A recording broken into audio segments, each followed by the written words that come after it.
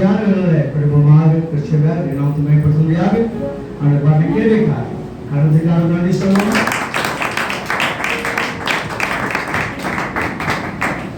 படிப்புகள் நான்கு சிறப்பாளர்கள் வெளியேற்றி நடைபெறும். அதை யாரும் கலந்துக்க முடியாது அன்போடு கேட்டுக்கொள்கிறேன்.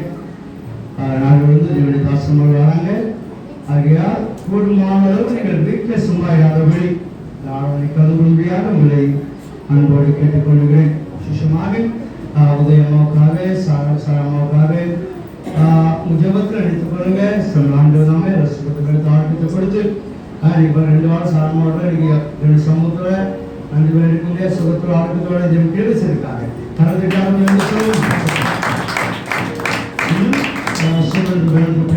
ஜபத்தில் எடுத்துக் கொள்ள முடியாது அன்போடு கேட்டுக்கொள்கிறேன். சரி, ரோஷன் இந்த நாள் விசேஷமாக நமக்கு இந்த ஆராதனை வந்திருக்கிற ஷியாம்காக, பைதர்ஷருக்காக, ஜெபராஜ்காக, மாதேஸ்வருக்காக, ராஜசேகர் பசங்களுக்காக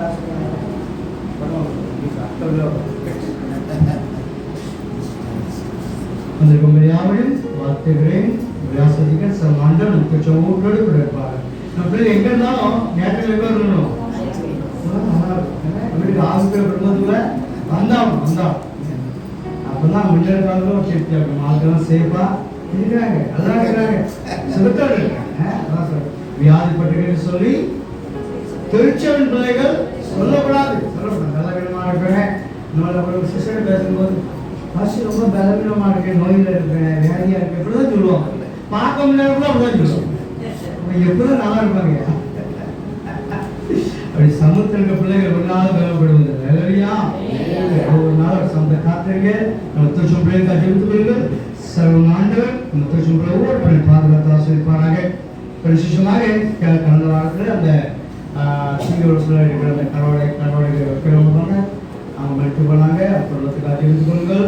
விசேஷமாக ஜெவரோட சித்தப்பா நேரத்தில் இறந்து பண்ணாங்க. அந்த குடும்பத்துக்காக நிச்சயம் ஜெபத்துறை நினைத்துக்கொள்ளும்படியாக அன்போடு கேட்டுக்கொள்கிறேன்.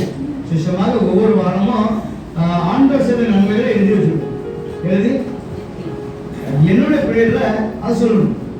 ஏன்னா அதான் எனக்கு தெரியும். ஏன்னா ஊழியர்கள் இருந்தாச்சுன்னா அந்த டெஸ்டிமனி பீரியட் இருக்காது, இது சாட்சி நேரம் இருக்காது. அப்ப என்னுடைய பிள்ளைகளை தான் நீங்க செய்யணும் சொல்லி, அதனால வாழுக்குள்ள உங்களுடைய ஆண்டவர் செய்த நன்மைகளை எது இருக்க மறந்துடும். எழுதிதான் கரெக்டாக சொல்ல முடியும். சரிங்களா? இப்போ இந்த வாரத்தில் ஜெவனுக்கு நல்ல வருஷப்படான ஒரு புதிய பைக் வாங்கி விஷயத்துக்காக கடவுள் பெற்று அவருக்கு நன்றி சொல்லுவோம். ஒவ்வொரு குடும்பத்துக்காக நம்ம பிள்ளைகள் ஒவ்வொரு குடும்பம் நல்லா இருக்கணும், இந்த பலவீன சுகத்தில் காணப்படக்கூடாது, ஆசமா இருக்கணும், மற்றவங்களுக்கு ஆசமா இருக்கணும், திருச்சபைக்கு ஆசமா இருக்கணும். அல்லையா? ஒரே கேள்வி தானே. போன வாரம் கேள்வி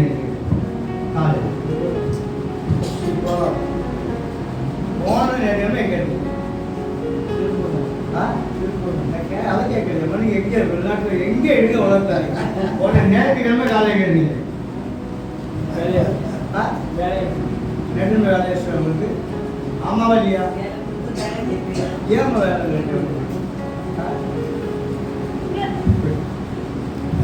ஆலயத்தில் ஒரு நாள் அடிச்சக்கூடாது, மறக்கப்படாது. 6 நாளும் சரமான திருச்சம் பிள்ளைகளை கண்மணி பாதுகாத்துறாங்கன்னா அதோடைய கெடுது. சரிங்களா? பட் இது வந்து எத்தனை வேலை செல்போன் இருக்குதா? செல்போன் வச்சிருக்கீங்களா? வச்சிருக்கீங்களா? நீங்க போனது உதாரணம் பண்ணியாரு. சரி, நீங்க மாத்திரம் தான் வச்சிருக்கீங்க.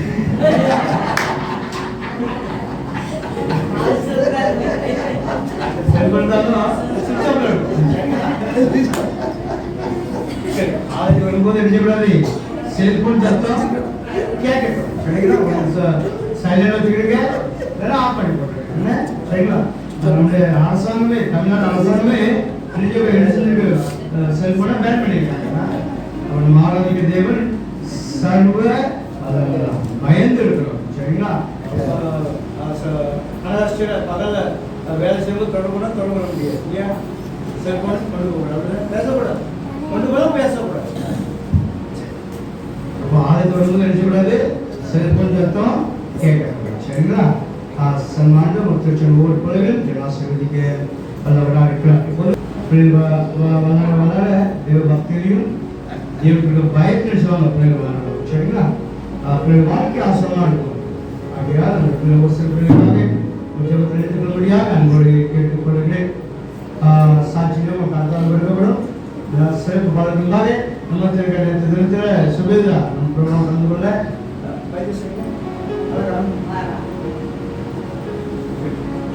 சுபேதா சின்ன மெடல் இருக்குங்க. சரிங்களா?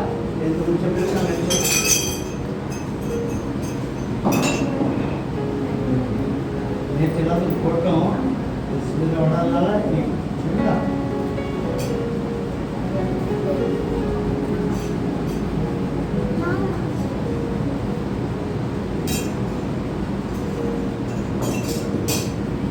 மாதுஷ்யவான் சுபேதா இது போட்டுமா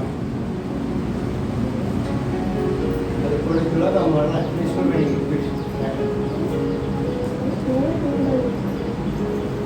சிறப்பாக அவங்க விஷயத்தை எழுதி அதை மாற்றுறது திருச்செவின் பேரும் குடும்ப பேரும் நாம தெரிஞ்ச சூப்பர்.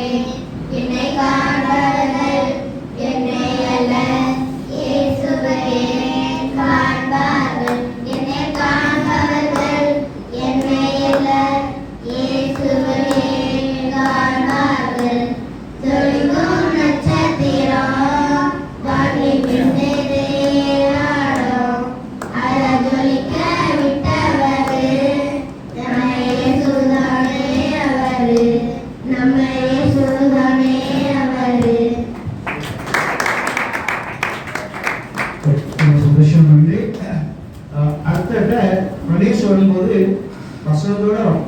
சரிங்களா? சரி, ஞாயிற்றுக்கிழமை வேலைக்கு போயிட்டேன்னு சொல்லக்கூடாது. சரிங்களா? வியாபாரத்துக்கு போங்க. சரிங்களா? 3 நாள் முழுக்காந்து செய்து ஆழ்த்த நன்மைகள் என்ன நினைக்கிறேன். சிஷமாக ஆரம்பித்திருக்கிற யாவையும் சர்வமான நாமத்தாலே வாழ்த்துகிறேன், ஆசீர்வதிக்கிறேன். சர்வமான ஒருவர் கூட இருப்பாராக. சிஷமாக இந்த மத்தியான வேலை சமூக காத்திர பிள்ளைகளுக்கு தேவனுடைய பெற்ற வார்த்தை விதைக்கும்படியாக நமக்கு வந்திருக்க குருவாளர் ஐயாவர்களே யார் உற்சாகம் கலந்துக்கிறவர்களுக்கு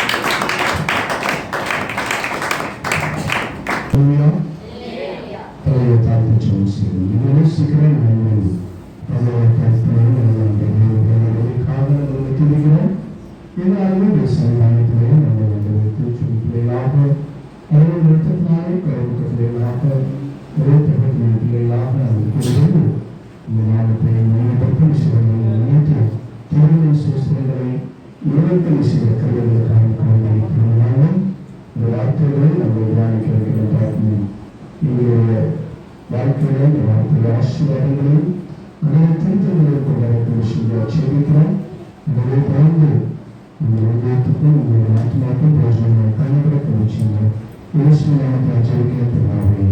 ஆமென். அல்லேலூயா. இதனாலும் கூட அந்த வார்த்தைகளை பகிர்ந்து கொள்வதாக உங்களுக்குள்ளே இந்த வாய்ப்புகளை கொடுப்பதாக அவர்களுக்கு நன்றி செய்கிறேன். தெரிந்து டாக்டர் ஸ்டீஃபன் அவர்களுக்கு நான் வாழ்த்துக்களை தெரிவித்துக்கிறேன். அவருக்கு மேலாக மற்றும் ஒவ்வொருவருக்கும் என்னுடைய வாழ்த்துக்களையும் ஆதரவுக்காக நான் சொல்கிறேன். தொடர்ந்து என்னுடைய உங்கள் பாஸ்டர் என்னுடைய சிறு பிராயத்து நண்பர் அல்லேலூயா. அதெல்லாம் மும்பை பட்டணத்தில் தானா மாவட்டத்திலே நாங்கள் சிறு பிராயத்திலிருந்து நாங்கள் அவருடைய திருமணமாகி அந்த நாட்கள் வரை நாங்கள் ரொம்ப நெருங்கி பழகின ஒரு நம்மளுடைய குடும்பத்தை போல் இருப்பவர்கள் இருக்கிறவங்க. அந்த உண்மையை தான் உங்களுக்கு உங்களிடத்தில் பேசுகிறத நான் பார்க்கிறேன். உங்களிடத்துல யார் சர்ச்சுக்கு வரல, யார் ஆராதனைக்கு வரல, ஆராதனை கண்டிப்பாக வரணும். இப்படிப்பட்டதான ஒரு உரிமை இவ்வளோ உங்களிடத்தில் அவர் என்ன செய்கிறார், பேசுகிறார். அப்படிதானே தகப்பன் தன் பிள்ளைகளை என்ன செய்வாரு, நேசிக்கிறார். நம்முடைய தேவன் நம்ம என்ன செய்கிறார், நேசிக்கிறார். நம்முடைய தகப்பன் அவருடைய நாம் எல்லாரும் அவருடைய பிள்ளைகளாக இருக்கிறோம். அப்படிதான் அவர் உண்மையோடு இருக்கிற பேசுகிற காரியங்களை நான் பார்க்கும்போது உண்மையை ஆண்டவருக்கு நான் நன்றிகளை செலுத்துகிறேன். அவர்கள் எடுத்து இந்த பகுதியில் பயன்படுத்துகிறார். நீங்கள் எல்லாரும் அவருடைய நாமத்தை சந்தோஷத்தோடும் மகிழ்ச்சியோடும் எங்கள் மகிமைப்படுத்துகிறது நினைத்து அந்த செலுத்தின சில பிள்ளைகள் மிக அருமையாய் வசனம் சொல்றாங்க. கரங்கள் பெற்றும்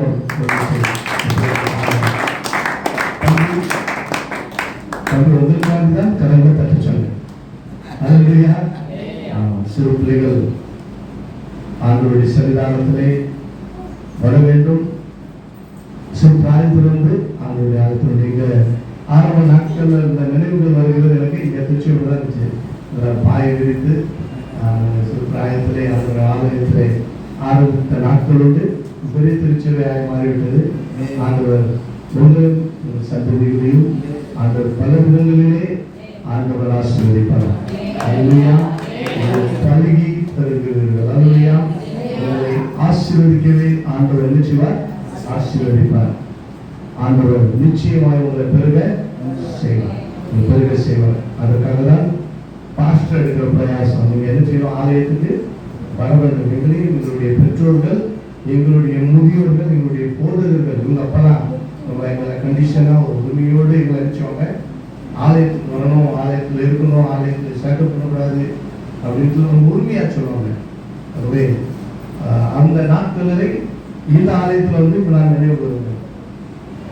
ஆண்டவர் உங்களை தொடர்ந்து ஆசீர்வதிப்பார். தொடர்ந்து பாஸ்டர் அவருடைய குடும்பம், அவருடைய ஊழியங்களையும் ஆசீர்வதிப்பார். இதனாலும் கூட நமக்கு தெரிந்ததான ஒரு வேத பகுதியிலிருந்து ஆண்டவருடைய வார்த்தைகளை சுருக்கமாக நம்ம நினைச்சு போயிடும், தியானம் செய்யலாம். எதுவும்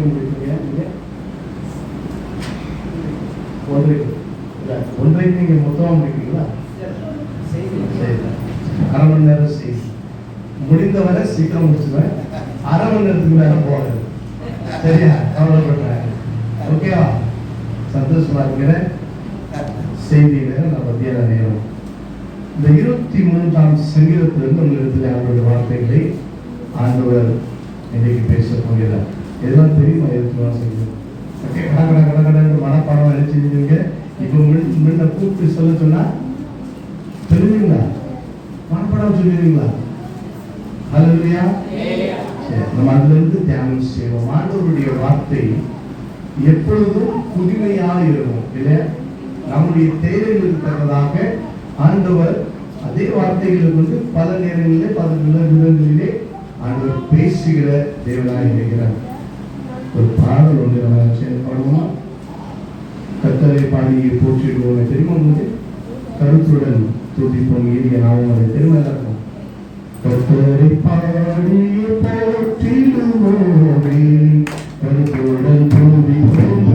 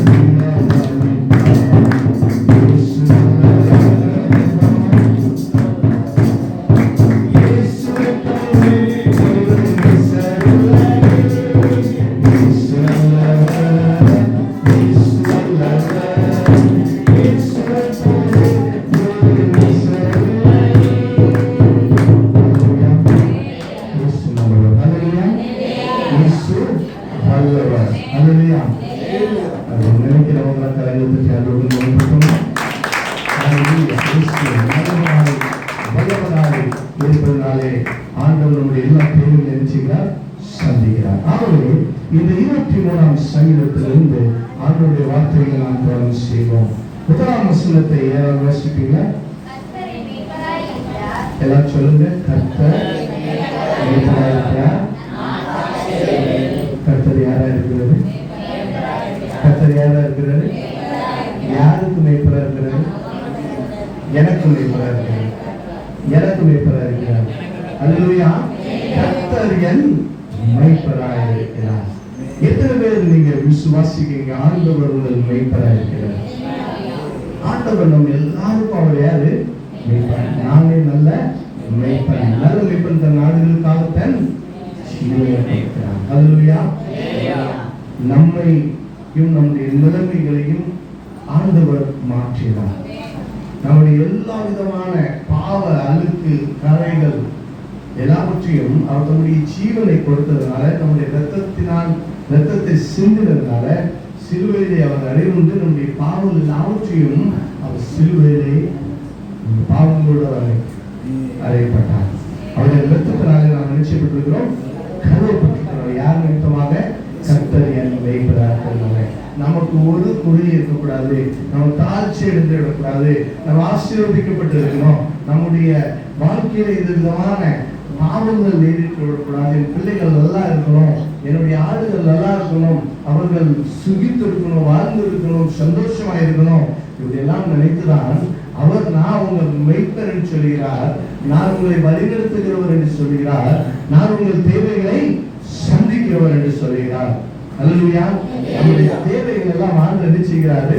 சந்திக்கிறார். கர்த்தருக்கு தெரியும், அதன் காலத்திலே கர்த்தர் சகலத்தை நேர்த்தியாய் செய்து முடிப்பார். நம்முடைய தேவைகள் எல்லாவற்றையும் அவர் அறிந்திருக்கிறார். நமக்கு எப்பொழுது எங்க எப்போ கொடுக்கும் என்பதை அவர் அறிந்திருக்கிறார். ஏன்? அவர் ஆடுகளை நாம் பார்க்கிறோம். எங்களை விட உங்களுக்கு ரொம்ப மேய்ப்பர்களின் அனுபவங்கள் உங்களுக்கு நல்லா தெரியும். ஆடுகளை மேய்க்கிறவங்க நினைச்சவங்க அந்த ஆடுகளுக்கு குறையிடாதபடி அதுக்கு தேவையான உணவுகள், தேவையான தண்ணிகள், ஏதாவது வசதிகள் அவங்க என்ன செய்வாங்க? செய்து வைப்பாங்க. ஏன்? அதுதான் அந்த மேய்ப்பனுடைய கடமை, அதை வளர்க்கிறவங்களுடைய கடமை, அதை பாதுகாக்கக்கூடியது அவர்களுடைய கடமை. அதுக்கு எந்த விதமான குறைவு இருக்கக்கூடாது, எந்த விதமான பிரச்சனைகள் இருக்கக்கூடாது. அது நல்லா வளரணும், புஷ்டியா வளரணும். அது மூலமாக அந்த மேய்ப்பன் நினைச்சுவான் அதற்கு தேவைகளை. அதுபோலதான் நம்முடைய தேவன் நம்மை எல்லாவிதத்திலும் நம்முடைய வாழ்க்கையை குறித்து அவர் அறிந்து நம்முடைய எல்லாவிதம் காரியங்களையும் அவர் நேர்த்தியாய் செய்து முடிக்க வேண்டும் என்று விரும்புகிறார். ஆகதான் சங்கீதக்காரன் தாவீதுடைய வாழ்க்கையை பார்க்கும்போது அவன் ஒருவேளை என் நாட்களிலே ஆடுகளை மேய்த்தவன் என்பதை நாம் பார்க்கிறோம். அவன் அதிகமாக மிருக ஜீவன்களோடு அந்த காடுகளிலே ஆடுகளை மேய்க்க சென்றிருந்தாங்க. அந்த ஆடுகளின் தேவைகளை அவர் சந்தித்த ஒரு நல்ல ஒரு மேய்ப்பராக இருந்தார். ஆகவேதான் 42:1 சொல்லுவோம், மான்கள் நீரோடைகளில் வாஞ்சித்து கருவ தேவனின் ஆத்மா. அந்த மிருகங்கள் பார்க்கிறாங்க மான்கள் நினைச்சுகிறது அந்த தண்ணீரை பார்த்து வாஞ்சி தெரிஞ்சியும் அதனுடைய தாகம் தீர்க்கும்படியாக போவோம். ஆகவே இவருக்கு நல்ல அந்த மேய்ப்பன அனுபவங்கள் இருக்கிறது.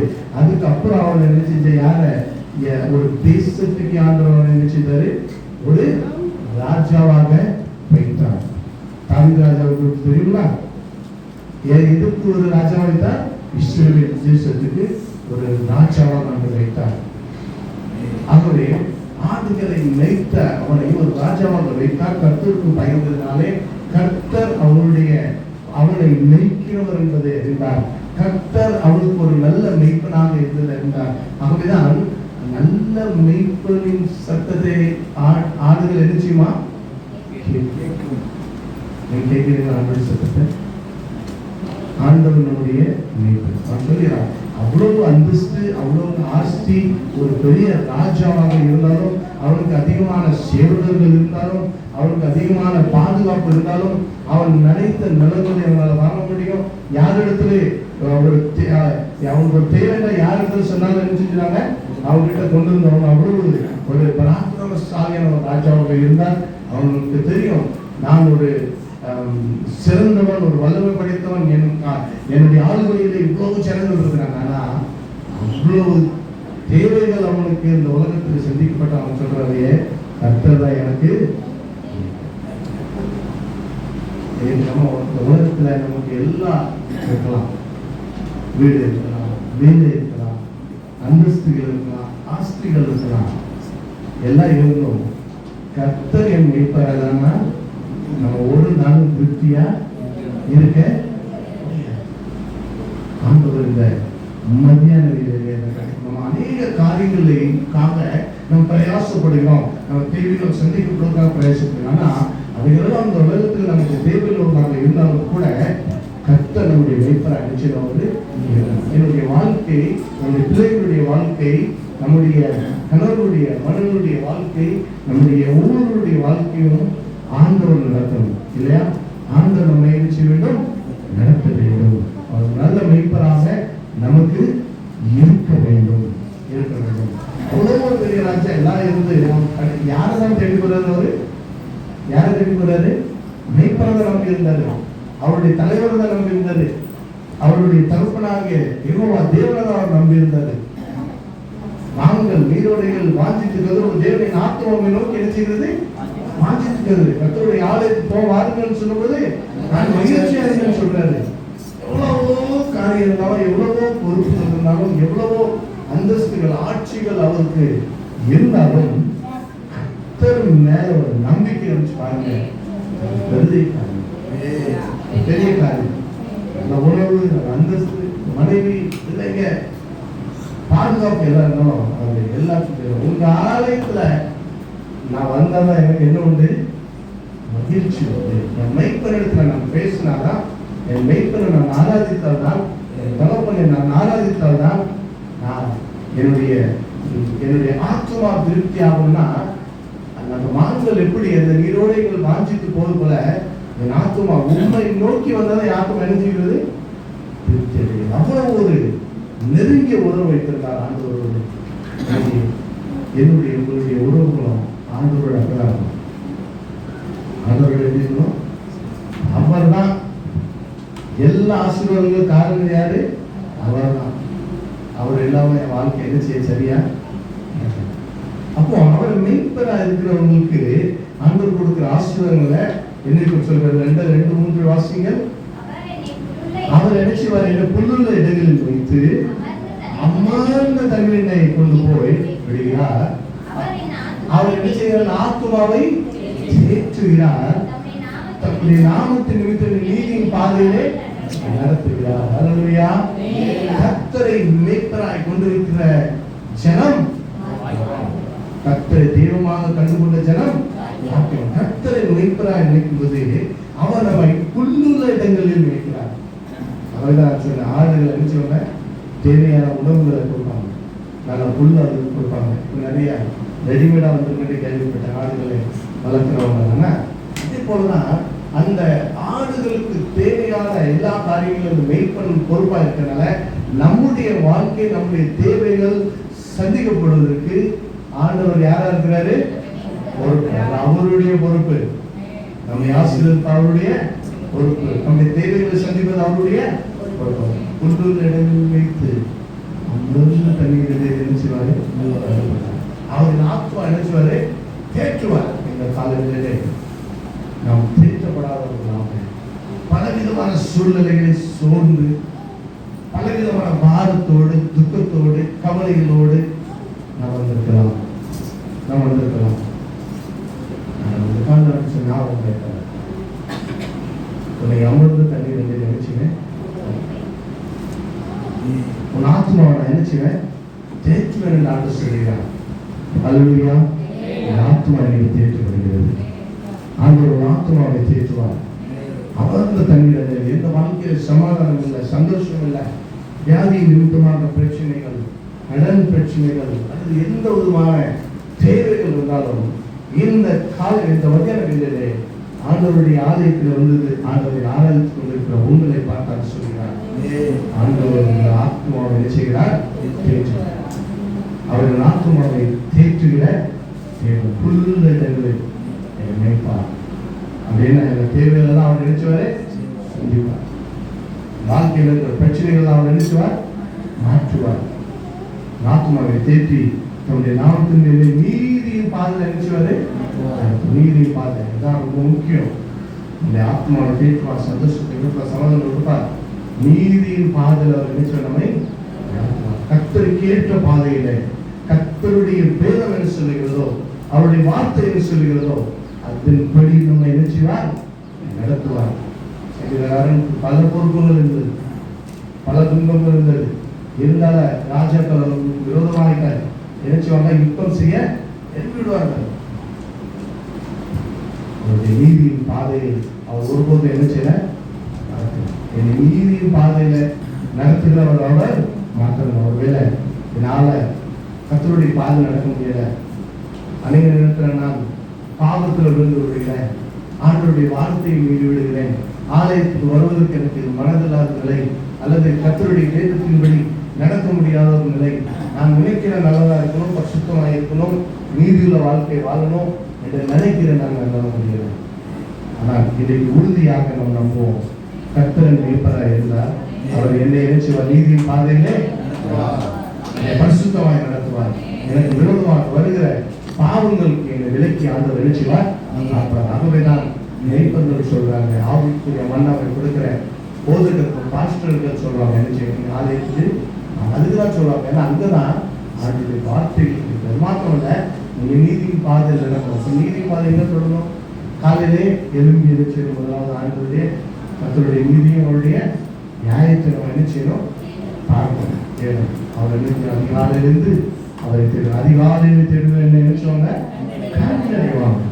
அதிகாலையில் ஆண்டவர் தேடுவாங்க, ஆண்டவருக்கு நன்றி செலுத்தணும், ஆண்டவருக்கு ஆண்டவருடைய வேதத்தை வாசி, ஆண்டவரே இந்த நாள் முழுவதும் என்ன செய்யுங்க, எனக்கு வைப்பறாருங்க, எனக்கு நான் பாவத்தில் விழுந்துக்கூடாது, நீதி பாதையில் நடக்கணும், பரிசுத்தமான என் பார்வை பரிசுத்தமா இருக்கணும், நீதி சொல்லுறது, கண்களின் உச்சிகள் மீது நான் நினைச்சியோட பாவத்திலே விழுந்து விடக்கூடாதுன்னு சொல்லுறது, என் பாதம் நினைச்சக்கூடாது, தவறான இடத்துக்கு நினைச்சக்கூடாது, வேறக்கூடாது சொல்லி காலையில் இருந்து அவருடைய நீதியின் பாதையில் நினைச்சியும் கர்த்தருக்கு ஏற்ற பாதையிலே நடக்கும். 4வது வசனத்தை வாசிக்கிறோம்.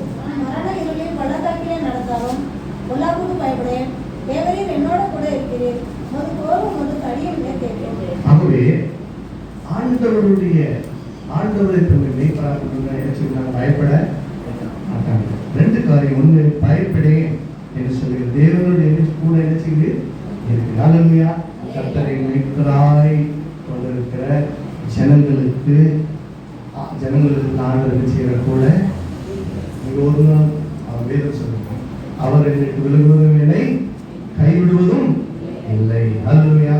நாம தான் அவரை விட்டுட்டு எங்கேயாவது செஞ்சிடும், அந்த மேய்ப்பன் சத்தத்தை கேட்காதபடி கொஞ்ச நாள் அங்கே என்ன செஞ்சிடும், சிதறி போயிடுவோம். எங்கேயாவது போய் எதாவது ஒரு ஊருக்குள்ள மாட்டி நம்ம என்ன செய்வோம், கிடப்போம். நம்ம மேய்ப்பன் நினைச்சவாரு நம்ம தேடி வருவார், நினைச்சவாரு தேடி வந்து ஏதாவது ஒரு முள்ளு எல்லாம் தூர எடுத்து நம்ம வாழ்க்கையில் இருக்கிற அந்த பாவ கரைகள்லாம் தூர எடுத்து நம்ம மாட்டிக்கொண்டு இருக்கிற அந்த சூழ்நிலைகளில் நம்ம நினைச்சுவாரு விடுவித்து நம்ம நினைச்சுவார்.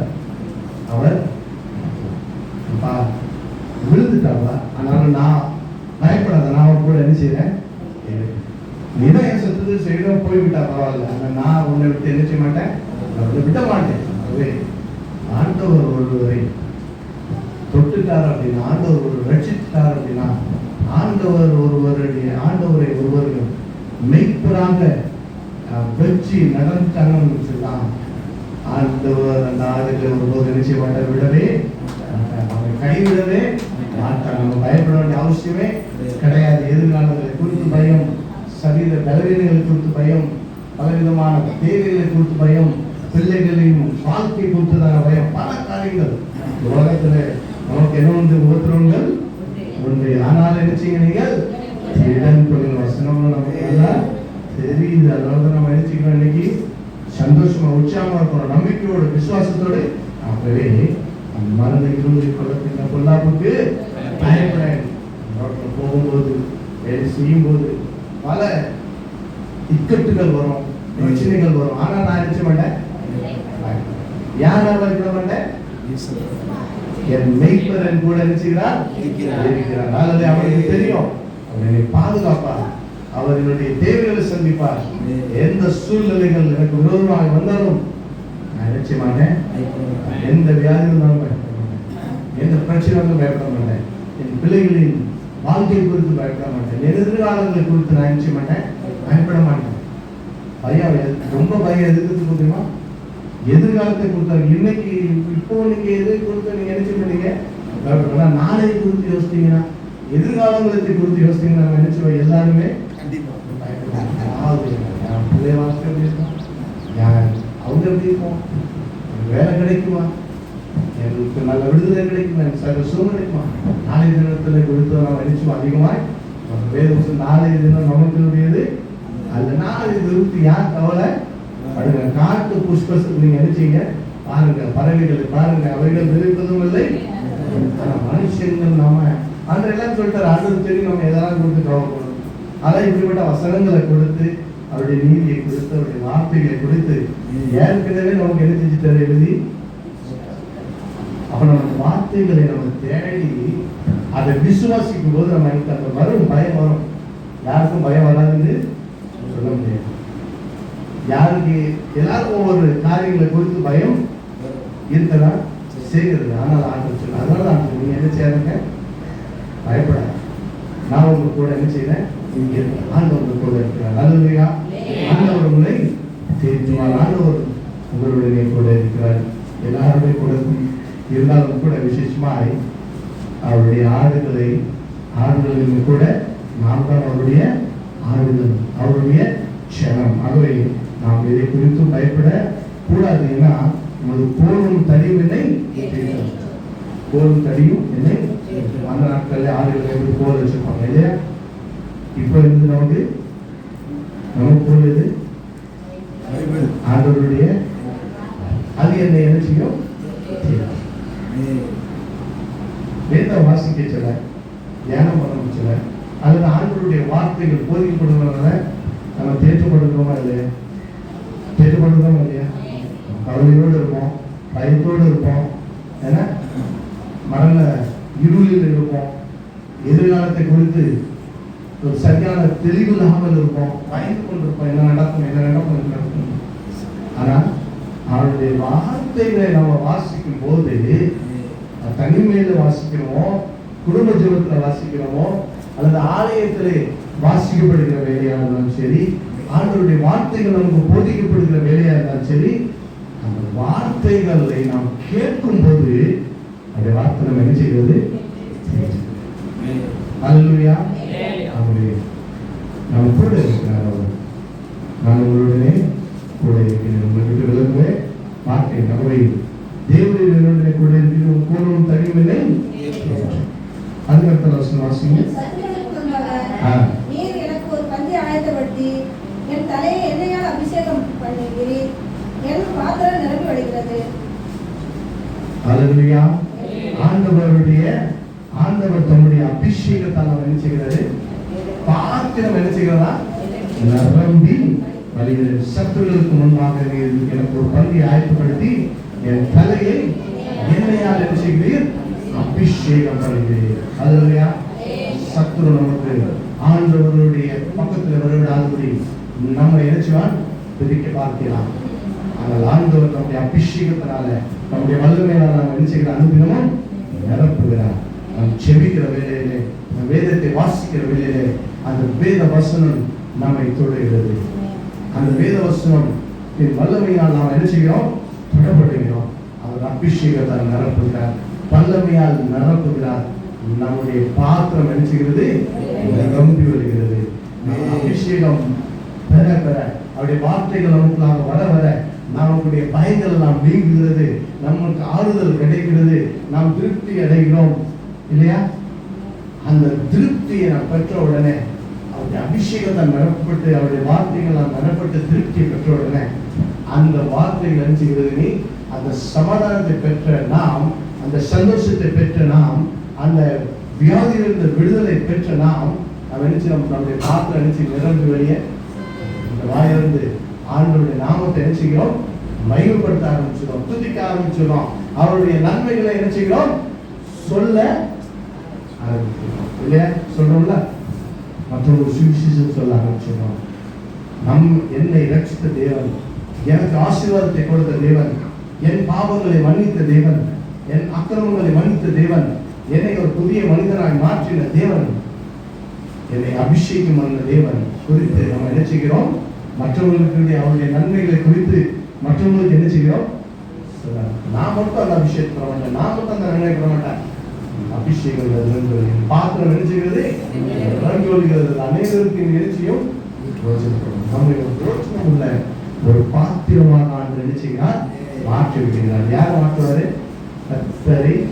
கர்த்தரை மெய்ப்பராய். யார் கர்த்தரை மெய்ப்பராய் வைத்திருக்கிறார்களோ அந்த பாத்திரம் நிச்சயம் அவங்க மட்டும் ஆசீர்வதிக்கப்பட்டு மாட்டாங்க. அந்த ஆசீர்வாதத்தை கொடுத்த தேவனை மாற்றுவதற்கு சொல்ல ஆரம்பிச்சுவாங்க. அவருடைய நன்மைகளை பறைசாற்ற ஆரம்பிச்சுவாங்க. அவர் கொடுத்த அந்த அபிஷேகத்தினால, அந்த வல்லமையினால அநேகருக்கு பிரயோஜனம் உள்ள ஒரு பாத்திரமாய் நாம் மாற்றுவார். ஹல்லேலூயா. எத்தனை பேர் விசுவாசிக்கிற ஆண்டவர் என்னுடைய பாத்திரம் நிரம்பி வருகிறது, நான் மற்றவர்களுக்கும் ஒரு பிரயோஜனம் உள்ளவராக இருக்கிறேன். அல்லது என் சத்துருக்கு முன்பாக பன்றி ஆய்வுபடுத்தி கதை என்னையால் அபிஷேகம் பாத்திரம் நினைச்சுகிறது. அநேகருக்கு பிரயோஜனம் உள்ளவர்களாக, நமக்கு தெரிந்தவர்களுக்கு, பாவ கட்டில் இருக்கிறவர்களுக்கு, பலவிதமான சாபங்கள் இருக்கிறவர்களுக்கு ஒரு ஆசீர்வாதமான ஒரு பாத்திரமாக நம்ம எடுத்து பயன்படுத்துவோம்.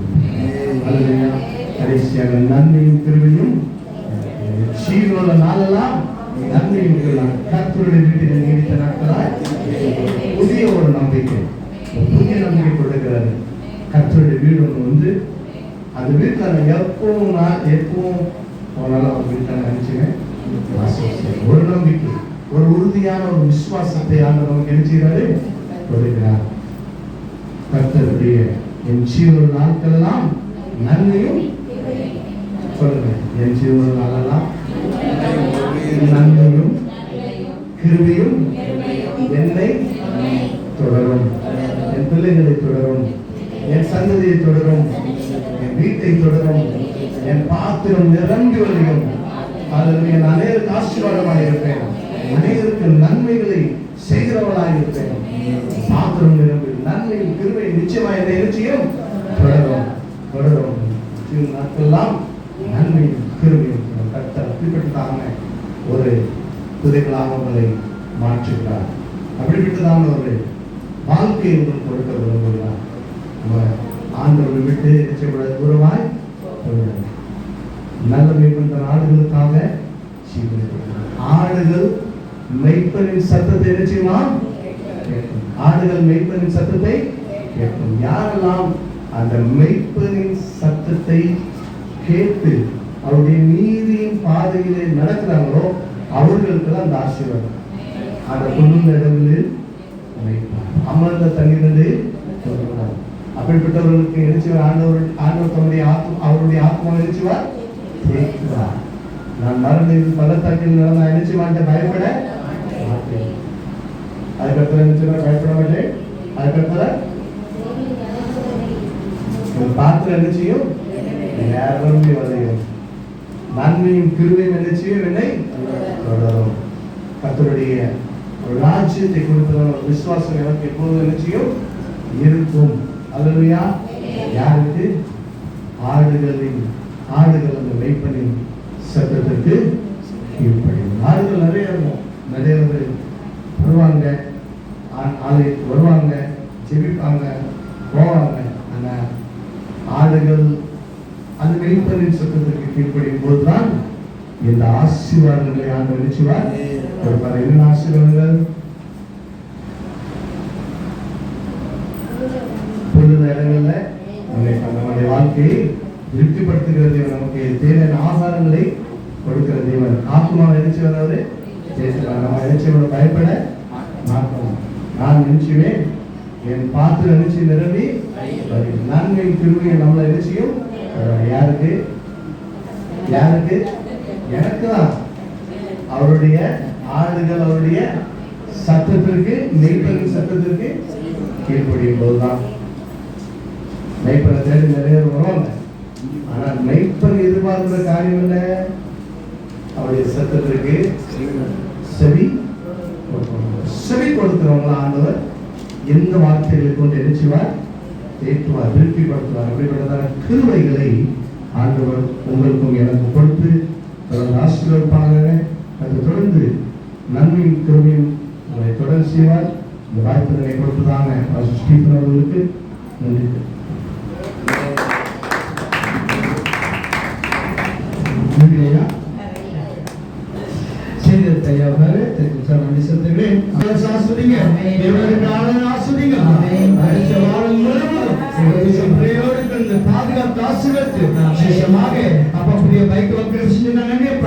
வண்டி ஓட்டும் கூட பாதுகாத்துக்கலாம். எல்லாத்தையுமே நாசமும் சாபத்துக்கும் விலைக்கு பாதுகாத்து ஜெபிக்கிறேன். வாங்க வைத்திருக்கிற ஒவ்வொரு பிள்ளைகளும் ஆஸ்வதிக்கப்படி மூடி மறைத்து பாருங்க. சத்து பிள்ளைகள் அந்தாசுகள் படமுடைய கண்கள் அப்பா நாய்கள் பூனைகள் பண்டிகள் ஆடுகள் மாடுகள் அப்பா பறவைகள் மிருகங்கள் அப்பா எந்த விதமான ஆபத்துக்கிட்ட கொண்டு வராப்படியப்பா பிள்ளைகள் வாங்க ஓட்டும் போது அப்பா சமூகம் முன்னுமுன பாதுகாத்து வச்சு இந்த வாரம் முழுக்க கூட இருந்து அடுத்த வாரம் நம்முடைய சமூகத்துல சுகத்தை வளர்த்து ஆரோக்கியத்தோடு அப்பா நீங்க வளர்த்து ஆசைகள் பெற்றுக்கொண்ட ஆசையத்தோடு நமக்கு நன்றி எடுத்து வரையப்பா இந்த வருஷம் பிள்ளைகளை வளர்த்தோடு மூடி மட்டும் இயேசு கிறிஸ்து நாம் துதிக்கிறோம் பிதாவே. ஆமென். கர்த்தர் உங்களை ஆசீர்வதித்து காத்துக்கொள்ளவே. கர்த்தர் உங்களை முகத்தை பிரகாசிக்க பண்ணி கிருபையாக்கவே. கர்த்தர் உங்களை முகத்தை பிரசன்னமாகி உங்களுக்கு சமாதானத்தை கட்டளையிடவே. ஆமென். ஜெயம் ஜெயம் ஹல்லேலூயா. ஜெயம் ஜெயம் எப்போதும். ஜெயம் ஜெயம் ஹல்லேலூயா. ஜெயம் ஜெயம் எப்போதும். இயேசு ராஜா நாமத்திற்கு ஜெயம் ஜெயம் எப்போதும். இயேசு ராஜா நாமத்திற்கு ஜெயம் ஜெயம் எப்போதும். உம்மை செல்வேனே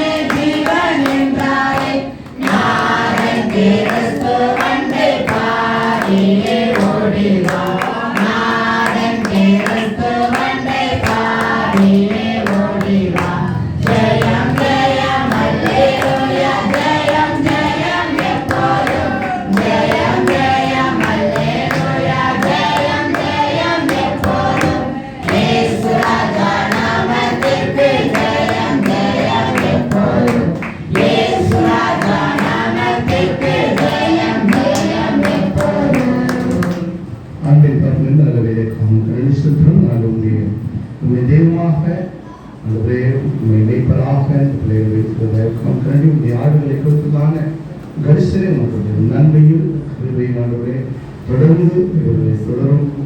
ஆத்மா தேற்றுகிற தேவனாயிருக்கிறீர். கைப்படாமல் பயத்துக்கு விலக்கி காத்துக் கொள்கிறீர். ஆபத்துகளுக்கு நாசங்களுக்கு சத்துருவின் தீங்குகளுக்கு இவர்களை விலக்கி காப்பிக்கும் கிருபை இறக்கும் தயவு இவர்களிடம் கூட எல்லாத்துக்கும் சொல்லி நாமத்தினாலே ஜெபிக்கிறோம் பிதாவே. கிருபையும் பிதாவாகிய தேவனுடைய அன்பும் பரிசுத்தாவியுடைய நிலைக்கும் ஆசீர்வாதங்களும் நம் அனைவரும் கூட எப்பொழுதும் எப்பொழுதும் சதாவும் இருக்கிறது. என் ஆத்மாவே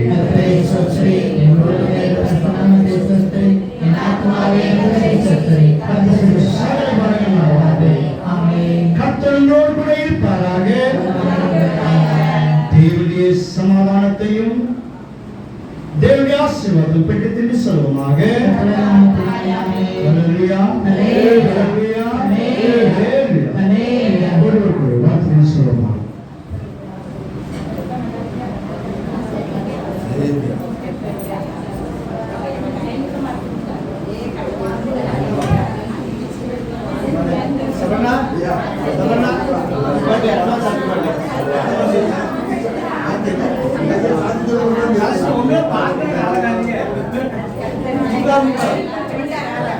Yes,